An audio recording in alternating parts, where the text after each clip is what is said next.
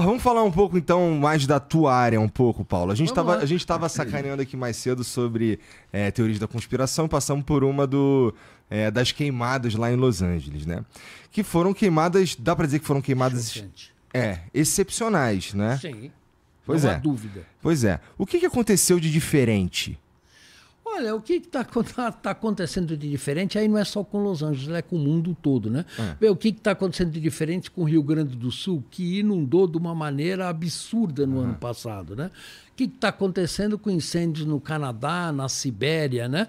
Quer dizer, o mundo mudou, né? O clima do mundo mudou e o que era um incêndiozinho que sempre aconteceu próximo a Los Angeles, São Francisco. Ano passado foi em São Francisco. Esse ano foi em Los Angeles, né? Isso está aumentando de magnitude de uma maneira extraordinária. Por exemplo, em Los Angeles, nós estamos agora em janeiro, né, de 2025. A última gota de água que caiu na cidade foi em maio do ano passado. Bom, então vocês imaginam como aquela vegetação está seca, extraordinariamente seca. Aí tem o inverno, que a temperatura deveria ser baixa, temperaturas altíssimas, né? Bom, e aí você tem ventos enormes vindo do interior dos Estados Unidos para o oceano. Você junta esses três ingredientes, dá um incêndio dessa proporção. Agora, isso é do lado da natureza, aí tem do lado dos humanos, né? O pessoal constrói casas onde a gente sabe que a região é muito factível para incêndios. Isso não deveria acontecer, né? Então, e as casas, em geral, nos Estados Unidos são de madeira. Né? Então, você imagina, casa de madeira, seca, com uma árvore do lado, sequíssima, e um vento de 100 km por hora, é um desastre. A receita do desastre foi perfeita. Essas árvores têm também uma característica de queimar mais facilmente? Isso é uma vegetação que é chamada de chaparral. Uma vegetação fina, né? Muito seca, não só por causa da seca, mas é uma vegetação que está acostumada de tempos em tempos a se queimar, né? Ela é adaptada ao fogo, como a gente chama. Aqui no Cerrado brasileiro, a gente, na verdade, tem muitas espécies de planta que só floresce com fogo, né? Então, são ecossistemas adaptados ao fogo.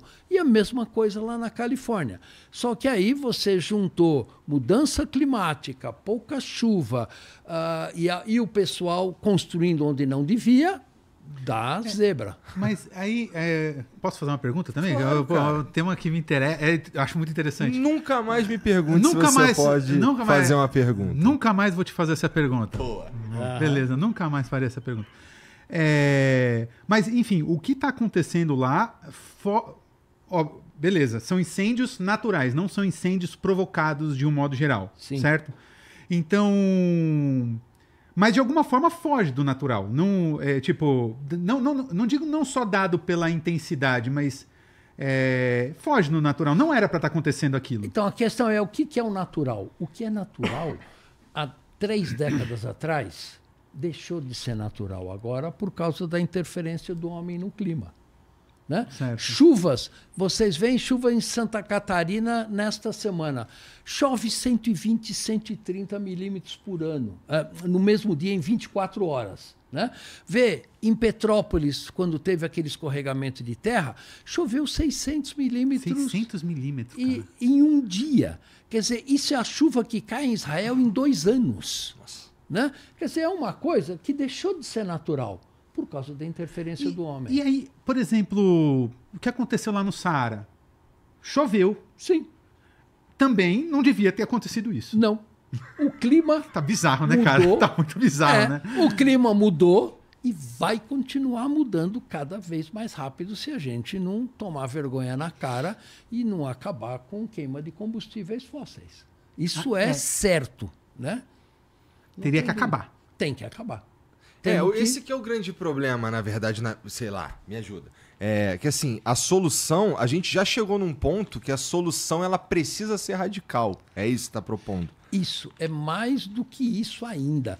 Ela tinha que ser radical há 20 anos atrás. Nós estamos atrasados na implementação da solução radical. né? Quando o Acordo de Paris foi, né, homologado, bom, tínhamos que limitar a temperatura a 1,5 graus, né? O aumento da temperatura. Já passamos desse 1,5 graus e estamos indo para 3 graus de aquecimento médio do planeta. Onde essas coisas que estão acontecendo agora em Los Angeles, que acontece, digamos, uma vez a cada 10 ou 15 anos, vai começar a acontecer a cada 2, 3 ou 4 anos. Então, esse é o caminho que a indústria do petróleo como um todo escolheu para os 8 bilhões de pessoas do nosso planeta. E a pergunta é, isso é justo? Isso é correto? Aonde que isso daí vai dar? Né? Essa é a pergunta. E tem um ponto, né? Na verdade, está chamando muita atenção o que está acontecendo em Los Angeles, porque é um local, uma localidade naturalmente extremamente midiática. Só que tem um montão de problema acontecendo em um montão de lugar, principalmente em lugares mais socialmente problemáticos, onde você já existem refugiados climáticos, né? Já existe essa categoria de refugiado, né? Sim, você pega, por exemplo, o pessoal que fugiu da Síria para a Europa, eles não estavam fugindo só da guerra. Eles estavam fugindo também de condições absolutamente impossíveis de sobrevivência. Você pega o Nordeste brasileiro, que era uma região semiárida, né? Onde chove 250, 300 milímetros por ano, essa pouca chuva está diminuindo. O que é lá na Síria lá uma assim, impossível de sobreviver? Como é que é? Porque você tem uma taxa de precipitação onde você não consegue produzir alimento nenhum ali. Aí você não tem recursos naturais, você não tem produção de alimentos. O que a população vai fazer? Vai ficar ali e morrer? Não, ela vai migrar. Ela vai migrar para algum lugar que ela acha que ela pode ter melhor condição de sobrevivência, né? Isso está acontecendo num monte de regiões do nosso planeta, às vezes de uma maneira clara e explícita, às vezes a gente nem percebe, né? E, no caso do Brasil, o exemplo mais claro é o Nordeste, né? Então, o Nordeste pode se tornar uma região totalmente árida, que a pouca agricultura que tem, as poucas cisternas que tem, que o pessoal consegue acumular de chuva, daqui a algumas décadas pode não ter nem isso. E aí a gente tem que decidir o que é que a gente faz como o Brasil com a população que mora numa região que vai ser impossível sobreviver já nas próximas décadas. Uma coisa, falando do Nordeste, tipo, você tem aquela região toda, uma região semiárida, só que eu não lembro quem que eu estava ouvindo falar sobre isso, de que existem algumas regiões cujo o microclima já caracteriza, na verdade, região árida, tipo, completamente árida. Então, o microclima. Seria um clima, um clima local, clima. assim, tipo, que nem a cidade de São Paulo tem o seu microclima aqui. Isso. Então, o norte da Bahia, divisa com Pernambuco, Alagoas, aquela região, era uma região semiárida. Hoje, dados do CEMADEM e do INPE mostram que já se tornou uma micro-região onde chove menos de 150, 180 milímetros por ano, que é caracterizado de uma área desértica. Então, a população que está ali vai ter que ser deslocada para outras regiões, né? Isso daí aconteceria naturalmente, só que num espaço de tempo muito maior? Não. Na verdade, as mudanças climáticas estão mudando o padrão de transporte de vapor d'água e da chuva. Essa é a grande questão, né?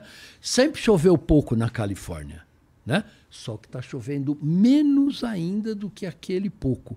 E tem algumas regiões que está chovendo mais, né? Por exemplo, o Rio Grande do Sul é o exemplo claro aqui no Brasil. Agora, você viu o que está acontecendo lá na região de Florianópolis, Camboriú? Tá um caos lá por conta de chuva. Tá um caos. E vem anualmente vem acontecendo isso. E aí o Brasil tem que se preparar para isso. Quer dizer, hoje tá dando inundação em Camboriú, amanhã é outra cidade, amanhã é outra cidade. E a gente não tem uma defesa civil, né, preparada para isso. Quer dizer, isso é absolutamente urgente. A gente viu na enchente que teve no Rio Grande do Sul, a maior parte das pessoas que estavam ajudando eram voluntários, alguns não sabiam sequer nadar, né? Sem equipamentos e sem treinamento, né? E o Brasil é a 9ª maior economia do nosso planeta. A gente não precisa passar essa vergonha.